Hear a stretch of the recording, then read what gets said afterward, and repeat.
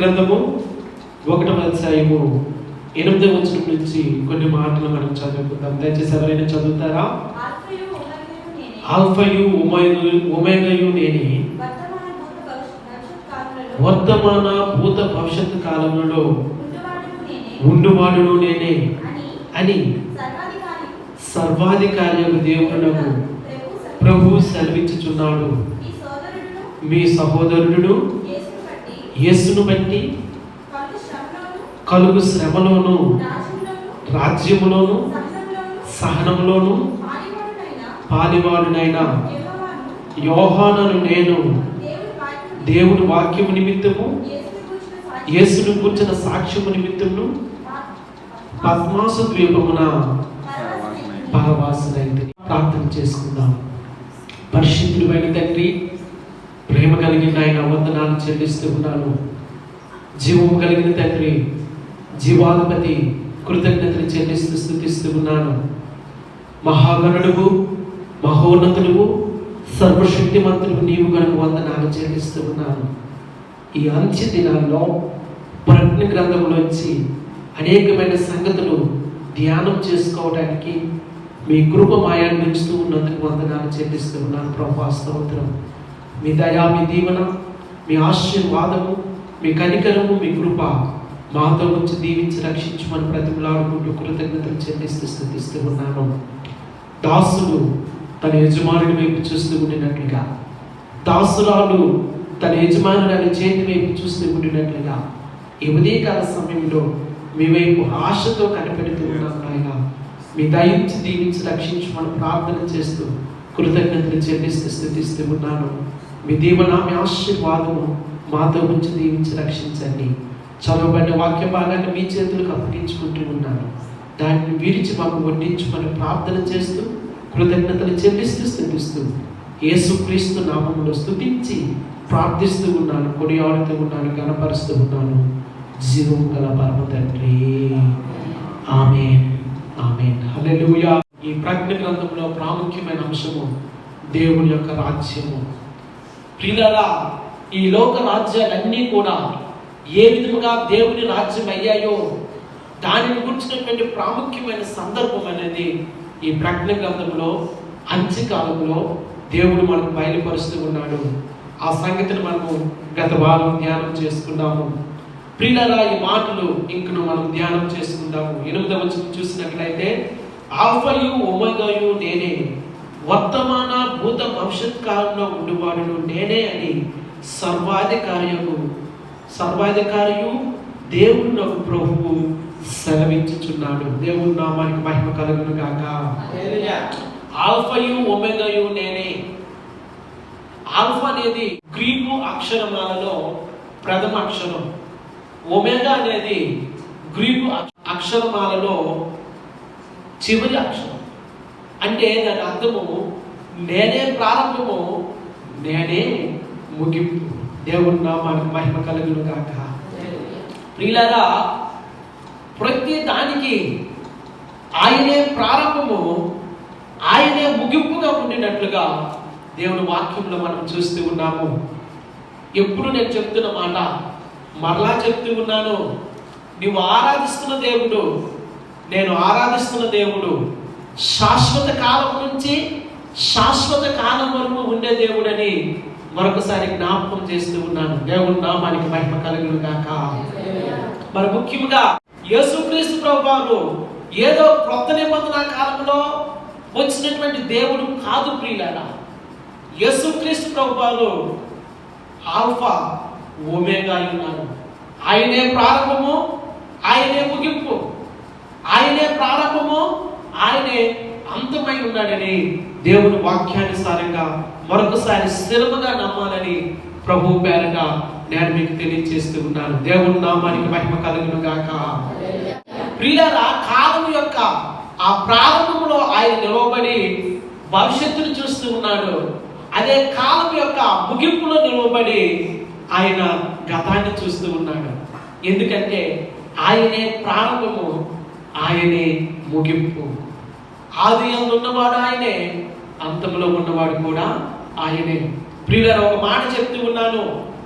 సమయం అనేది మనుషుడు పాపం చేయడం వలన ఒక ఉనికిలోకి వచ్చిందే తప్ప సమయం అనేది దేవుని దృష్టిలో లేదు ప్రియులారా. ఎందుకంటే ఆయన శాశ్వత కాలం నుండి శాశ్వత కాలం వరకు ఉండే దేవుడని ప్రభు పేరును తెలియజేస్తూ ఉన్నాను. ఆయన సెలవిస్తున్న మాటలు ఎక్కడ మనకు తెలియచేయబడుతూ ఉన్నాయి. 9వ వచనం ఒకసారి చదువుదాము. దయచేసి ఎవరైనా చదవండి. మీ సహోదరుడును యేసును బట్టి కలుగు శ్రమలోను రాజ్యములోను సహనములోను పాలివాడునైన యోహానును నేను దేవుని వాక్యము నిమిత్తము యేసును కూర్చున్న సాక్ష్యము నిమిత్తము పద్మాసు దీపమున పరవాసులైతిని. దేవుని నామానికి మహిమ కలుగును గాక. ప్రియులారా, ప్రకటన గ్రంథాన్ని మనం ధ్యానం చేసుకుంటున్నప్పుడు మొట్టమొదటిగానే నేను చెప్పిన మాట ఏంటంటే, యోహాను పద్మాసు ద్వీపంలో ఉన్నప్పుడు యోహాను కలిగినటువంటి ప్రత్యక్షత ఈ గ్రంథములో పొందుపరచబడింది. పొందుపరచబడినటువంటి ఆ అంశము తిరిగి ఆ సంఘానికి తెలియచేయమని మరి తనతో మాట్లాడుతున్నటువంటి ఆ స్వామి చెప్పగా, మరి యోహాను ఆ మాటను విని ఈ విధముగా ప్రకటన గ్రంథాన్ని రాసినట్లుగా దేవుని వాక్యములో మనం చూస్తూ ఉన్నాము. ప్రియులారా, ఈ పుస్తకాన్ని రాస్తున్నటువంటి యోహాను తన గురించి తాను ఏ విధంగా తెలియచేసుకుంటూ ఉన్నాడో దేవుని వాక్యములో మనం చూస్తూ ఉన్నాము. 9వ వచనంలో మీ సహోదరుడును, దేవుని నామానికి మహిమ కలుగును గాక. హల్లెలూయా. యోహాను ఏమంటున్నాడండి? మీ సహోదరుడును. సహోదరుడు అంటే ఎవరండి సహోదరుడు అంటే? ఒకే గర్భము నుంచి పుట్టినవాడు అని అర్థం. సహోదరుడు అంటే అది సహోదరుడే కావచ్చు, సహోదరే కావచ్చు. ప్రియులారా, మీ సహోదరుడు నేను. నాకు ప్రత్యేకమైన క్వాలిఫికేషన్స్ ఏమీ లేవు. మిగతా వారికంటే నాలో ప్రత్యేకతలు ఉన్నాయని కానీ, మిగతా వారికంటే నాలో యోగ్యతలు ఉన్నాయని కానీ నేను అనుకోవటం లేదు అని అపోస్తలుడు యోహాను ఇక్కడ తెలియజేస్తూ ఉన్నాడు. దేవుని నామానికి మహిమ కలుగును గాక. హల్లెలూయా. మీ సహోదరుడును. ప్రియులారా, బైబిల్ గ్రంథంలో ఉన్నటువంటి చాలా ప్రాముఖ్యమైన అంశాల్లో మరొక అంశము సహోదరత్వము. ఎందుకంటే గత వారంలో మనం చెప్పుకున్నాం, ఈ రోజున టైటిల్స్ పెట్టుకుంటూ ఉన్నారు అందరూ. వారికి నచ్చిన టైటిల్స్ పెట్టుకుంటూ ఉన్నారు. ఏ టైటిల్ పెట్టుకున్నా నాకు అనవసరం, కానీ ఒక ప్రాముఖ్యమైన సంగతి ఏంటంటే మన ఫౌండేషన్ అనేది మనమందరం కూడా సహోదరులమై ఉన్నాము. మనమందరం కూడా దేవుని దాసులమై ఉన్నాము. దేవుని నామానికి మహిమ కలుగును గాక. హల్లెలూయా. దేవుని వాక్యంలో మనకు కనబడతా ఉంది, మీ సహోదరులను యేసును బట్టి కలుగు శ్రమలోను రాజ్యములోను సహనములోను పాలివాడును. మీ సహోదరుడును. మీకు శ్రమలు ఉన్నాయా? ఎవరిని బట్టి కలిగే శ్రమలు? యేసును బట్టి. నేను కూడా ఆ శ్రమలో నేను పాలిభాగస్తులను. మీకు రాజ్యం వాగ్దానం చేయబడిందా? మీతో పాటు నాకు కూడా ఆ రాజ్యము వాగ్దానం చేయబడింది. ఆ రాజ్యములో నేను పాలివాడునై ఉన్నాను. మీకు సహనం ఇవ్వబడిందా? మీ సహనములో నేను కూడా సహనాన్ని కలిగి ఉన్నాను. ఆ సహనము కలిగి ఉన్నట్లో పాలిభాగస్తుడై ఉన్నాను. దేవుని నామానికి మహిమ కలుగును గాక. హల్లెలూయా. హల్లెలూయా. మీ శ్రమలోను, మీరు పొందబోవు రాజ్యములోను, మీరు అనుభవిస్తున్నటువంటి ఆ సహనములోను పాలివాడునై ఉన్నాను. I'm not different. నేను వేరైన వ్యక్తిని కాదు. ఏవో అద్భుతమైన శక్తులు కలిగిన వ్యక్తిని కాదు. నేను మీ సహోదరుడును. ప్రియులారా, అపోస్తలుడైనటువంటి యోహానుకి ఇవ్వబడినటువంటి ఆ గొప్ప ఆ ధన్యత ఇక్కడ మనం చూస్తూ ఉన్నాము. He's identifying himself with the readers. ఏమండి?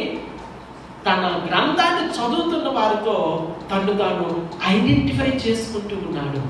10వ వచనం చదువుదాం. దయచేసి 10వ వచనం చదవండి.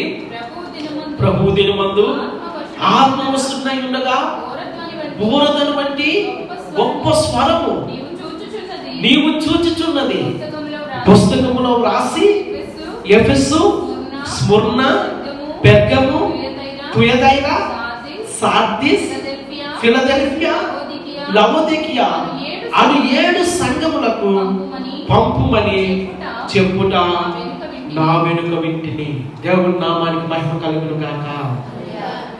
తాను రాస్తున్నటువంటి ఈ పుస్తకం యొక్క ఉద్దేశాన్ని ప్రభు యోహానుకు చూపెడుతూ ఉన్నాడు. యోహాను, నీవు చూచుచున్న దానిని లిఖించి 7 సంఘాలకు, దేవుడు వాక్యంలో ఇక్కడ మనం చూస్తూ ఉన్నాము, ఎఫెసు, స్ముర్న, పెర్గమము, తుయతైరా, సార్దీస్, ఫిలడెల్ఫియా, లవోదికియా అని 7 సంఘములకు పంపమని చెప్పుట నా వెనుక వింటిని. దేవుని నామానికి మహిమ కలుగును గాక. నీకు కలిగినటువంటి ఆ ప్రత్యక్షతను ఈ సంఘములతో నీవు చెప్పాలి. ప్రియులారా, ఈ ప్రకటన గ్రంథం రాయబడి ఈ గ్రంథం అనేది ఈ 7 సంఘాలకు సర్క్యులేట్ చేయబడినట్లుగా మనం చూస్తూ ఉన్నాం. ప్రియులారా, గత వారం చెప్పాను, కానీ మరొకసారి జ్ఞాపకం చేస్తూ ఉన్నాను. అది ఏంటి అంటే, ఈ సంఘాలన్నీ కూడా చిన్న ఆశయంలో ఉండినట్లుగా మనం చూస్తూ ఉన్నాము. మరి ముఖ్యంగా ఈ సంఘాలన్నిటినీ ఒక గీతలాగా ఒకటి తర్వాత ఒకటి కలిపితే ఒక సర్కిల్ ఆకారం వస్తూ ఉంది. ప్రియులారా, నేను అడుగుతూ ఉన్నాను ఈ యొక్క ఉదయకాల సమయంలో, యోహాను ఈ యొక్క గ్రంథాన్ని రాసిన సమయానికి ఆ ప్రాంతంలో ఈ 7 సంఘాలే ఉన్నాయా? మిగతా సంఘాలు లేవా అంటే మిగతా సంఘాలు కూడా ఉన్నాయండి. మరి ఈ 7 సంఘాలకి ఎందుకు వ్రాయమని చెప్పాడు అంటే, జాగ్రత్తగా గమనించండి. ఈ 7 అనేది భూమి మీద ఉన్న సంఘాలన్నింటినీ కూడా ప్రాతినిధ్యం వహిస్తూ ఉన్నాయి. The 7 churches are representing all the church on the earth. ఈ భూమి మీద ఉన్న సంఘానికి ఈ 7 సంఘాలు కూడా ప్రాతినిధ్యము వహిస్తూ ఉన్నాయి. ప్రియులారా, ఇప్పుడు ఒక మాట చెప్పి నేను ముందుకు వెళ్తాను. బైబిల్ గ్రంథంలో 7 అనే సంఖ్య పరిపూర్ణతకు సాదృశ్యంగా ఉంది. ఆమేన్, హల్లెలూయా.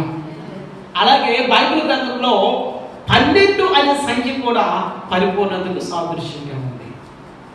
7 అనే సంఖ్య పరిపూర్ణతకు సాదృశ్యంగా ఉంది.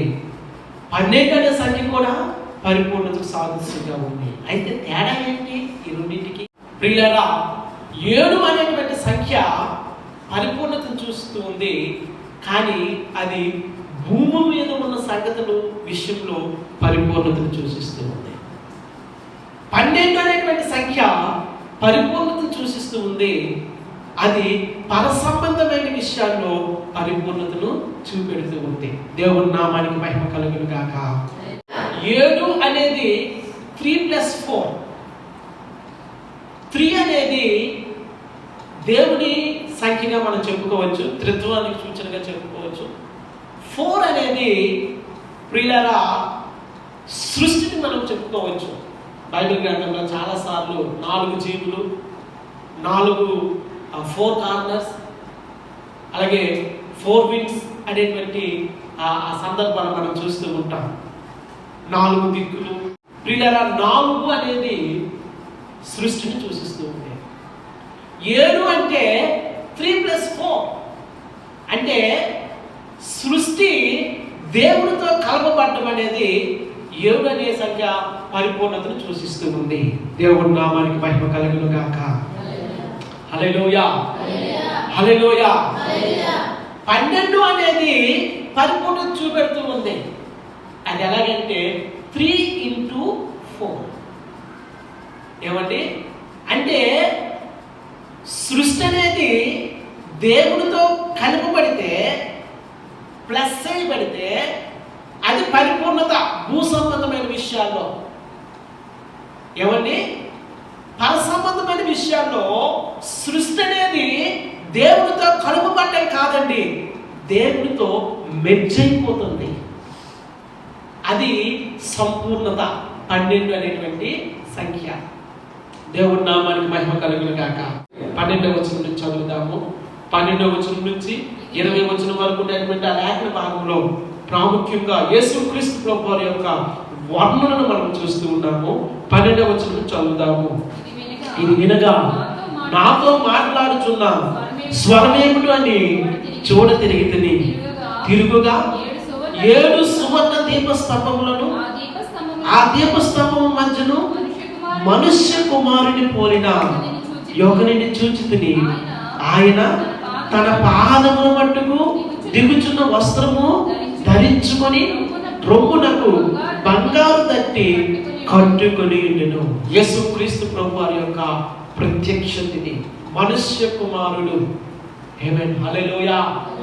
దానియేలు గ్రంథం చదివినప్పుడు కూడా మనకు ఒక మాట అక్కడ కనిపిస్తా ఉంది. మనుష్య కుమారుని పోలిన ఒకడు ఆ మహావృద్ధుని ఎదుట ప్రవేశించుట నేను చూచితిని. మనుష్య కుమారుడు యేసుక్రీస్తు ప్రభువారి యొక్క ప్రత్యక్షతని. ప్రియులారా, 12వ వచనం చూసినట్లయితే, ఇది వినగా నాతో మాట్లాడుతున్న స్వరం ఏమిటో ఆయన చూడ తిరిగితిని. తిరుగుగా 7 సువర్ణ దీపములను ఆ దీపస్తంభం మధ్యను మనుష్య కుమారుని పోలిన ఒకని చూసి తిని. ప్రియులారా, 7 దీపస్తంభాలు అనేవి 7 సంఘాలకు సాదృశ్యంగా మనకు కనబడతా ఉంది. మనుష్య కుమారుడు యేసుక్రీస్తు ప్రభువారై ఉన్నారు. ఆయన సంఘముల మధ్య సంచారం చేస్తూ ఉన్నారు. యోహాను ఈ దర్శనాన్ని చూసినప్పుడు ఎంతగా పులకరించిపోయి ఉంటాడని నేను అనుకుంటూ ఉన్నాను. ఎంతగా తన్మయం చెంది ఉంటాడని నేను అనుకుంటూ ఉన్నాను. ఎందుకంటే ఆ 7 సువర్ణ దీపముల మధ్య యేసుక్రీస్తు ప్రభువారు సంచారం చేస్తూ ఉన్నాడు. దేవుడి నామానికి మహిమ కలుగును గాక. ఆయన తన పాదముల మట్టుకు దిగుచున్న వస్త్రమును ధరించుకొని రొమ్మునకు బంగారు తట్టి కట్టుకొని ఉండెను. ఈ మాట చదివినప్పుడు పాత నిబంధన కాలంలో ప్రధాన యాజకుడు నాకు గుర్తుకు రావాలి. ఆమేన్, హల్లెలూయా. ప్రధాన యాజకుడు పాదము మట్టుకు వస్త్రమును ధరించి తన రొమ్మునకు ఆ తట్టి కట్టుకొని ఉంటాడు. ఆ యొక్క 12 గోత్రాలకు సంబంధించినటువంటి ఆ 12 స్టోన్స్ అంటారు, ఏమంటారు వాటిని, అవి ఆ తట్టికి ఉంటాయి. ప్రియులారా, ఈ మాట చదువుతూ ఉండినప్పుడు ప్రియులారా, ఒక విషయాన్ని మనం జ్ఞాపకం చేసుకోవాలి. యేసుక్రీస్తు ప్రభువారు మన కొరకు ప్రధాన యాజకుడిగా ఆ సంఘముల మధ్య ఆయన సంచారం చేస్తూ ఉన్నారు. దేవుడి నామానికి మహిమ కలుగును గాక. ఆయన ప్రధాన యాజకుడు. ఏమండి, ఇదే అధ్యాయం 6వ వచనం మనం చదువుకున్నాం. తన తండ్రి అని దేవునికి మనలను ఒక రాజ్యముగాను యాజకులుగాను ఆయన మనల్ని చేసి ఉన్నాడు. దేవుడి నామానికి మహిమ కలుగును గాక. మన ప్రధాన యాజకుడు. మన శుక్రవారం దినాన ఒక చిన్న వాక్య భాగాన్ని చదువుకొని ప్రియులారా ఆ సందర్భాన్ని మేము చూసి ఒకసారి చూడండి. హెబ్రీయులకు రాసిన పత్రిక 4వ అధ్యాయము 14వ వచనం చదవండి. ఆకాశ మండలం గుండా వెళ్ళిన దేవుని కుమారుడైన యేసు అను ఆ గొప్ప ప్రధాన యాజకుడు మనకున్నాడు కనుక మనం ఒప్పుకున్న దానిని గట్టిగా చేపట్టదము. మన ప్రధాన యాజకుడు మన బలహీనత యందు మనతో సహానుభవం లేనివాడు కాడు గాని సమస్త విషయంలో మన వలనే శోధింపబడినను ఆయన పాపము లేనివాడుగా ఉండెను కనుక మనం కనికరించబడి సమయోచితమైన సహాయం కొరకు కృప పొందినట్లు ధైర్యముతో కృపాసనము వద్దకు చేరుదుము. దేవుడి నామానికి మహిమ కలుగును గాక. హల్లెలూయా. ధైర్యముగా దేవుని సన్నిధిని సమీపించడానికి దేవుడు ఒక మార్గాన్ని మన కొరకు ఏర్పాటు చేసి ఉన్నాడు. దేవుడి నామానికి మహిమ కలుగును గాక. సమస్త విషయములోను మన వల్ల శోధింపబడిను ఆయన పాపము లేనివాడుగా ఉన్నది కనుక మనం కనికరింపబడి సమయోచితమైన సహాయం కొరకు కృప పొందునట్లు ధైర్యముతో కృపాసనం వద్దకు చేరుదుము. ఎక్కడి నుంచి వచ్చింది ఆ ధైర్యం? నీ కొరకు నా కొరకు మన ప్రధాన యాజకుడైన యేసుక్రీస్తు ప్రభువారు దేవుని ఎదుట సంఘముల మధ్య సంచారం చేస్తూ ఉన్నారు. దేవుడి నామానికి మహిమ కలుగును గాక. 14వ వచనం చదువుదాము. ప్రకటన గ్రంథము 1వ అధ్యాయము 14వ వచనం. ఆయన తలయు తల వెంట్రుకలను తెల్లని ఉన్నిని పోనివై హిమనంత ధవలముగా ఉండెను. ఆయన రాత్రములు అగ్ని జ్వాలల వలె ఉండెను. దేవుడి నామానికి మహిమ కలుగును గాక. తెల్లని హిమమంత ధవలముగా ఉండడం అనేది ఆయన పరిశుద్ధతను చూపెడతా ఉంది. ఏమేం హల్లెలూయా, హల్లెలూయా. ప్రియులారా, ఇంతకుముందు నేను ఒక విషయం చెప్పాను. దేవుని యొక్క పరిశుద్ధతను అర్థం చేసుకోవడం మన జ్ఞానం అనేది కాదు. ఆయన పరిశుద్ధత అర్థం చేసుకోవడానికి పరిమితమైన మన జ్ఞానము సరిపోదు ప్రియులారా. ఎందుకంటే ఆయన పరిశుద్ధుడు, ఎన్నటన్నిటికీ పరిశుద్ధుడు. దేవుని నామానికి మహిమ కలుగును గాక. ఆయన నేత్రములు అగ్ని జ్వాలల వలె ఉండేను. ఎలా ఉన్నాయండి? ఆయన నేత్రములు అగ్ని జ్వాలల వలె. ప్రైజ్ గాడ్, హల్లెలూయా, హల్లెలూయా. ఆయన నేత్రములు అగ్ని జ్వాలల వలె. అగ్ని జ్వాల అనేటువంటి ఆ మాట ప్రియులారా, ఆయన సమస్తాన్ని చూడగలుగుతూ ఉన్నాడు అనడానికి సాదృశ్యంగా ఉంది. దేవుని నామానికి మహిమ కలుగును గాక. హల్లెలూయా. ఒకసారి గట్టిగా హల్లెలూయా చెప్పండి. హల్లెలూయా. ఆయన సమస్తాన్ని చూడగలడు, ఆయన సమస్తాన్ని పరీక్షించగలడు, సమస్తాన్ని ఆయన దృష్టించగలడు అని చెప్పడానికి ఆయన కన్నులు అగ్ని జ్వాలామయములై ఉన్నాయని దేవుని వాక్యంలో మనం చూస్తూ ఉన్నాం. ఆయనకు తెలియనిది ఏది లేదండి, మరుగై ఉన్నది ఏదీ లేదు. భర్త భార్య దగ్గర దాయగలడు, భార్య భర్త దగ్గర దాయగలరు, తల్లిదండ్రులు పిల్లల దగ్గర దాయగలరు, పిల్లలు తల్లిదండ్రుల దగ్గర దాయగలరు, పనివాడు యజమానుడి దగ్గర దాయగలడు, యజమానుడు పనివాడు దగ్గర దాయగలడు, స్నేహితుల దగ్గర దాయొచ్చు, ఏమండి ఇంకెవరి దగ్గరైనా దాయొచ్చు. కానీ దేవుని దగ్గర మనము దాయగలిగింది ఏమీ లేదు. దేవుని నామానికి మహిమ కలుగును గాక. పిల్లంట కళ్ళు మూసుకొని పాలు తాగుతాడు. ఎందుకు చెప్పండి? అంటే ఎవరు కనబడకూడదని. దాన్ని ఒక్కదానికే కనబడదు, మిగతా వాళ్ళందరికీ కనబడదు. ఎవరు కళ్ళు మూసుకుంటే వాళ్ళకి కనబడదు, మిగతా వాళ్ళందరికీ కనబడతారు. కళ్ళు మూసుకొని పాలు తాగితే దాని అర్థం ఏంటంటే దానికి ఒక్కదానికి మాత్రమే చీకటే, మిగతా వాళ్ళందరికీ కూడా తేటగా కనబడతా ఉంటారు. పిల్లరా, దేవుని వాక్యంలో మనం చూస్తూ ఉన్నాము, ఆయన కన్నులు అగ్ని జ్వాల మహిమలు. దేవుని నామానికి మహిమ కలుగును గాక. హల్లెలూయా. ఆయన కుడి చేత 7 నక్షత్రములు ఉన్నాయి. ఆయన తేజస్సు ప్రకాశించున్న సూర్యుని వలె ఉండెను. నేను ఆయన చూడగానే చచ్చిన వారి వలె ఆయన పాదముల వద్ద పడితిని. ఆయన తన కుడి చేతిని నా మీద నుంచి నాతో ఇట్లను, భయపడకము, నేను మొదటి వాడును కడపటి వాడును జీవించువాడును, మృతుడు నైతిని గాని ఇదిగో యుగ యుగములు సజీవుడునై ఉన్నాను. మరణము యొక్కయు పాతాల లోకము యొక్క తాళపు చెవులు నా స్వాధీనంలో. దేవుని నామానికి మహిమ కలుగును గాక. నేను మృతుడునైతిని కానీ సజీవుడను, సర్వశక్తి కలిగిన వాడిని, నేను సజీవుడను. ఏమేన్ హల్లెలూయా. మరణం అనేది ఆయన బంధించాలని ప్రయత్నం చేసింది, కానీ మరణం అనేది ఆయన్ని బంధించి ఉంచలేకపోయిందండి. మరణాన్ని గెలిచిన ప్రభు యేసయ్య.